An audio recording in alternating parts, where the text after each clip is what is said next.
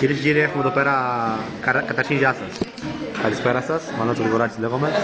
Έχουμε σήμερα εδώ πέρα να δούμε το μάτι. Το μάτι είναι τα προβλήματα του ματιού. Μάτι.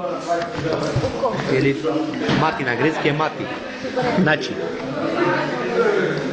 Русский язык, ты как его разберешь, правильно? Русский? Это русский язык. Русский язык? Русский, да. Говорю русский? Нет. Нет. Нет. Я госпожа. Говорю. Το θέμα είναι, μιλάμε και ρώσικα δηλαδή κυρίες και κύριοι, άμα θα μιλάμε και αλβανικά.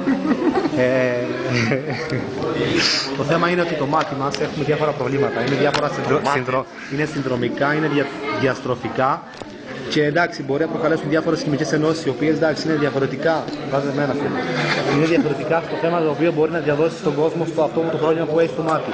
Εμείς σαν ματογνώμονες προσπαθούμε να δώσουμε ένα παράδειγμα καλό για να καταλάβει ο άνθρωπος ότι εντάξει, εμείς τα ξέρουμε. Το θέμα είναι ότι εντάξει, τα πράγματα εδώ πέρα είναι διαστροφικά. Απλά μπορώ να κάνω μερικά διαφορετικά, τα οποία εντάξει είναι πιο εμπειρογνώμονα, διότι εγώ σαν επιστήμονας νιώθω πανάξιος ότι μπορώ να καταφέρω διάφορα πράγματα.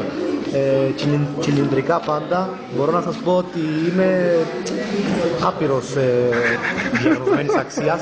Απλά εντάξει, το προσπαθώ και εγώ με διάφορες χημικές αντιδράσεις να οργανώσω διάφορες καταστάσεις οι οποίες μπορούν να προκαλέσουν συνδρόμο της στέρησης, όπως εμείς το λέμε, ξέρω εγώ.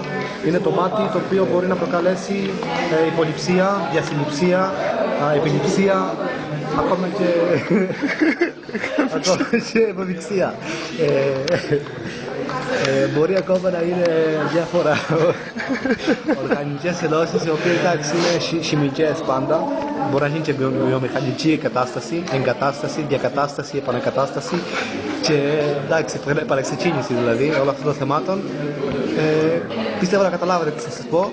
Τέρμα. Φτάνει αυτό δηλαδή μπορώ να πω για σήμερα. Το επόμενο μάθημα θα ξεκινήσει μεθαύριο το πρωί. Γεια σας.